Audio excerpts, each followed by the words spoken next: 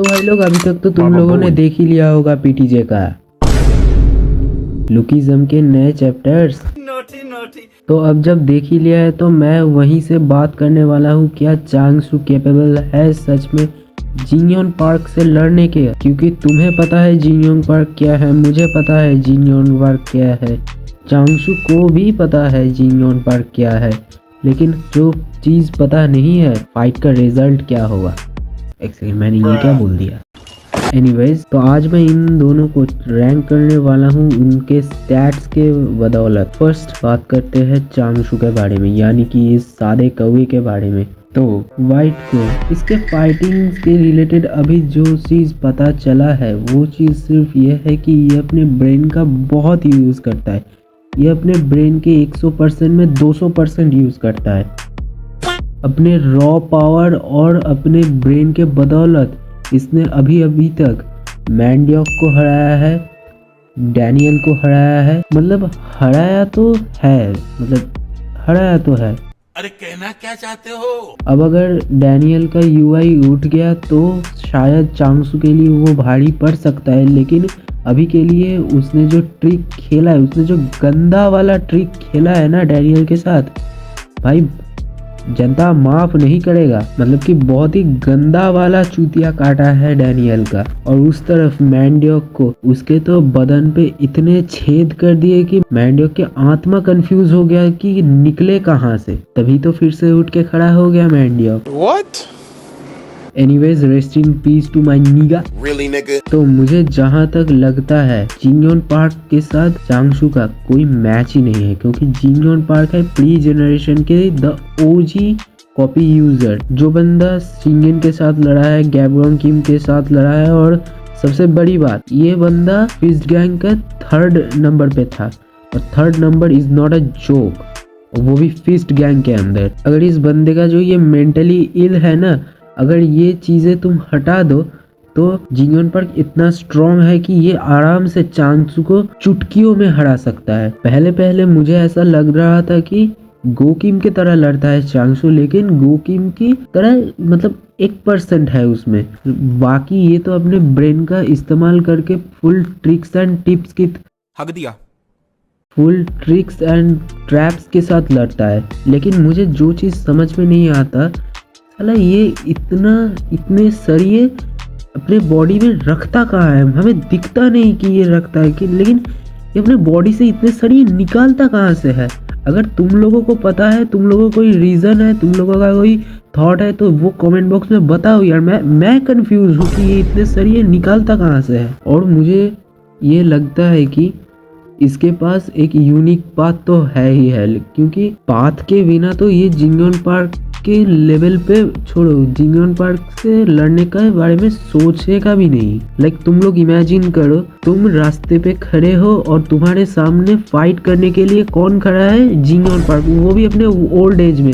तुम लड़ोगे उसके साथ? तुम उस बुढ़े के साथ भी लड़ोगे? तुम लोग भागोगे भाई। और अगर नहीं भागे तो भाई उसके बाद तुम्हारा डेस्टिनेशन फाइनल होगा सीधा नरक, क्योंकि स्वर्ग में तो तुम लोग जाने नहीं वाले। एनीवेज, ओवरऑल अगर चांगसू की बात करें तो ये वेपन्स को भी बहुत अच्छे से इस्तेमाल करता है और बहुत ज़्यादा स्ट्रैटेजी प्ले करता है फाइट में। और इसके साथ साथ हम लोग इसे अंडर एस्टिमेट इसलिए नहीं कर सकते क्योंकि ये बंदा जेम्स ली के साथ का है, कीते किम के साथ का है, और इवन ये किंग ऑफ जियोलार्डो भी है जहाँ पे सिर्फ मॉन्स्टर्स पैदा होते हैं। तो ये तो हो गई इस वाइट क्रो उर्फ चांगसू ना के बारे में।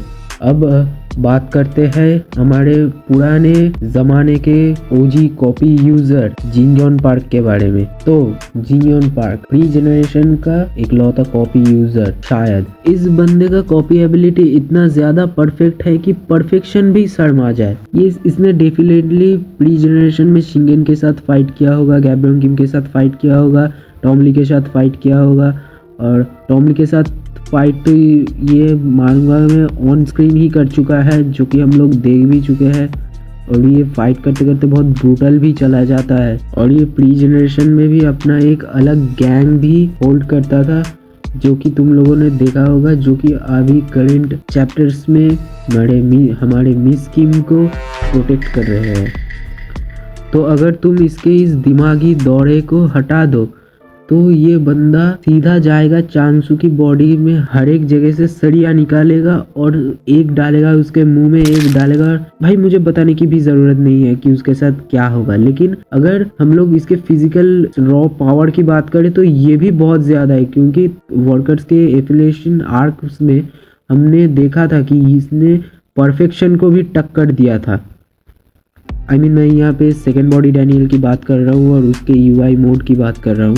यूआई मोड से भी भिड़ गया था और हेड ऑन भिड़ गया था भाई। इवन उस वक्त को परफेक्शन ने भी इसके ऑरा को सेंस किया था। ओके, तो मैंने पिछले वीडियो में ये बोला था कि चांगसू के पास पाथ नहीं है, लेकिन अब मुझे ऐसा लग रहा है कि चांगसू के पास पाथ है, क्योंकि हम जो देख रहे हैं ना, जिंगयोन पार्क जिस लेवल पे अभी कॉन्फिडेंस से उठा है, तो मुझे ऐसा लगता है कि चांगसू के पास भी एक पाथ ज़रूर होगा। और मुझे ऐसा लगता है कि जिंगयोन पार्क बहुत पहले से चांगसू को जानता है, चांगसू भी बहुत पहले से जिंगयोन पार्क को जानता है। इसके अलावा भी जिंगयोन पार्क शिंगेन को समन कर सकता है, मतलब कि अपने कॉपी एबिलिटी के थ्रू समन कर सकता है, टॉमली को समन कर सकता है, वो बंदा इलाइट को समन कर सकता है, और फिर अपने फाइनल फॉर्म में तो वो अपना गैब्रियोंग चचा को भी समन कर सकता है। और शायद हमें ये भी देखने को मिलेगा कि जिंगयोन पार्क के पाथ कैसा है,